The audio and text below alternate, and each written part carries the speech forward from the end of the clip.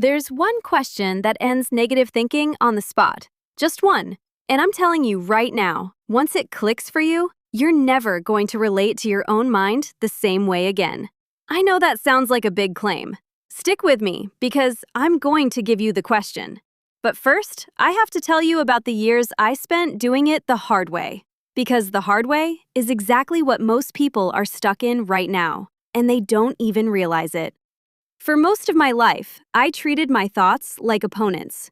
A negative thought would show up, and my first instinct was to step into the ring with it. I'd debate it. I'd interrogate it.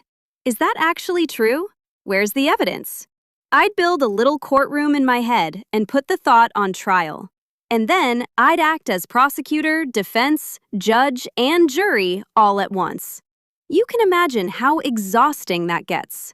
And it wasn't just arguing.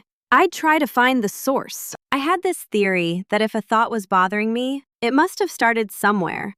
And if I could just dig down to where it began, I could pull it out by the root.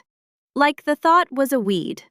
So I'd sit there for an hour, tracing some random worry back through my childhood, my parents, something a teacher said in 4th grade. I thought I was doing deep inner work. Really, I was just feeding the thing.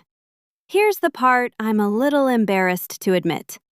At one point, I got obsessed with the idea that I just needed a system, a way to capture every bad thought and process it properly. So I started writing them down. Every single negative thought, I'd grab a sticky note and write it out, and I'd stick it on the wall in my office. The plan was that I'd come back later, look at each one calmly, and dismantle it with logic. You already know how this ended. Within about 2 weeks, an entire wall of my office was covered in little yellow squares, floor to ceiling. It looked like a detective's murder board, except the case I was trying to solve was my own brain. I'd walk in every morning, and the first thing I saw was a wall screaming every fear and doubt I'd had that week. And get this, I genuinely believed this was helping. I'd stand in front of that wall feeling productive. Meanwhile, I'd basically built a shrine to my own anxiety and bolted it to the wall where I worked. That was the moment it hit me. I wasn't getting better at managing negative thoughts. I was getting better at collecting them. I was world-class at it. If there was a championship for documenting your own suffering, I'd have taken gold. So I tore the wall down, all of it, and I admitted something I'd been avoiding for a long time, which is that everything I was doing to fight my thoughts was actually making them louder. The arguing, the analyzing, the root cause digging, the sticky notes. Every single one of those was me sitting down at the table and giving a thought my full attention. And attention is food. The more I engaged, the more I fed it, and the stronger it got. There had to be a better way. And it turned out there was. There's a psychologist named Stephen Hayes. He developed something called acceptance and commitment therapy. People shorten it to ACT. And this guy has spent decades studying exactly this: what negative thoughts are, why they grip us, and most importantly, what you're actually supposed to do when one shows up. What Hayes figured out flips the whole thing on its head. He found that trying to argue with a thought, trying to prove it true or false, trying to win against it, that entire approach is a trap. It feels like progress because it feels like effort, but it keeps you locked inside the thought instead of free from it. The harder you wrestle, the deeper you sink. It's quicksand. The struggling is the problem. So instead of all that, Hayes points to a different move entirely. And this is where the one question comes in. When a negative thought shows up, you don't fight it. You don't analyze it. You don't trace it back to your childhood.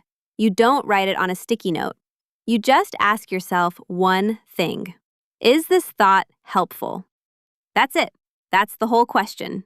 Notice what it does not ask. It doesn't ask if the thought is true. That's the trap I lived in for years. Because here's the uncomfortable part. A negative thought can be completely true and still be totally useless. You can fail at something and the thought, "I failed," is technically accurate.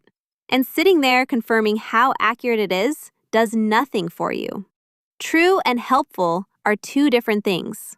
We waste our whole lives chasing true when the question that actually changes anything is helpful. When you ask, is this thought helpful? A few things happen at once. First, you stop wrestling. You're not trying to defeat the thought anymore, so you stop feeding it. You step out of the ring. The thought can sit there and say whatever it wants, and you're no longer obligated to respond to it. Second, you create a tiny bit of space. For 1 second, you're not the thought. You're the person looking at the thought. And that gap, that little sliver of distance, that's everything. Hayes has a term for this. He calls it defusion. It just means you unhook yourself from the thought instead of being fused to it. You go from being inside the storm to watching the storm from the window. And third, the question quietly points you toward action. Because once you ask, is this helpful? You've started measuring your thoughts by whether they move you forward, not by how loud they are or how real they feel. The loud ones don't get to run the show anymore. You start asking, does believing this take me one step closer to the person I'm trying to be, or one step further away? And you'd be amazed how fast a thought loses its grip once you've named it as useless. Let me show you how this plays out in real life, because the magic is in how ordinary it is. You're about to send an email asking for something you want, a raise, a meeting, a favor, and the thought shows up.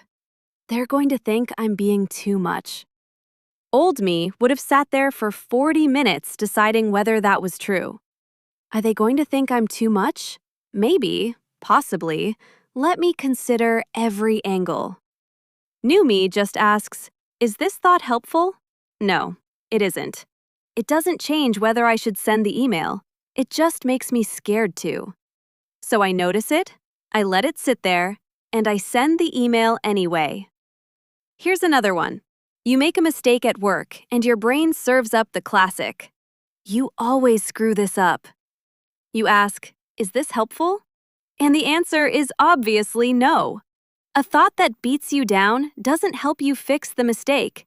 It just makes you want to hide from it. So you let the thought be there. You don't argue with whether you always do anything, and you go fix the actual problem. See the pattern? You're not pretending the thought isn't there. That's the part people get wrong. This isn't positive thinking. I'm not telling you to slap a smile on it and pretend everything's great. The thought can stay. You're allowed to have it. You just stop handing it the steering wheel. It can ride along in the back seat and complain the whole time. It doesn't get to drive. And that's the difference between this and everything else I tried.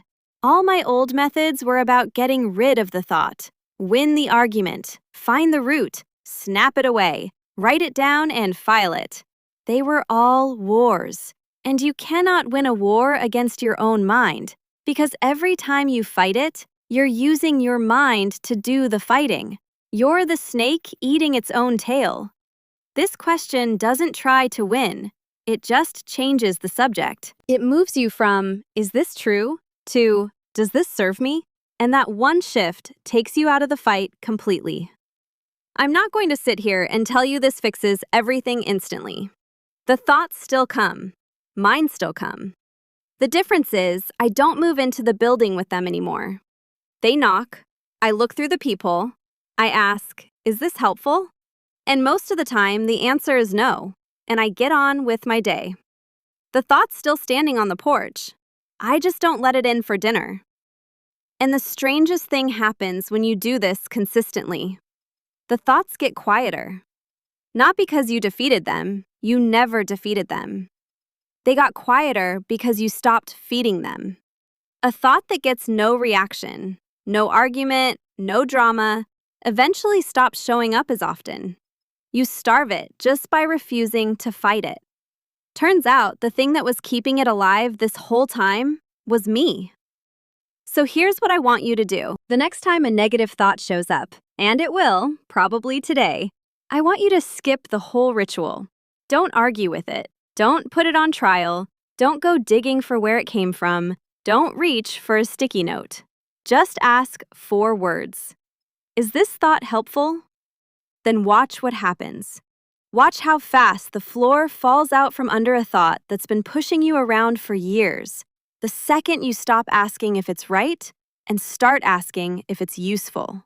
Because it was never your job to win the argument. Your only job was to stop showing up for it.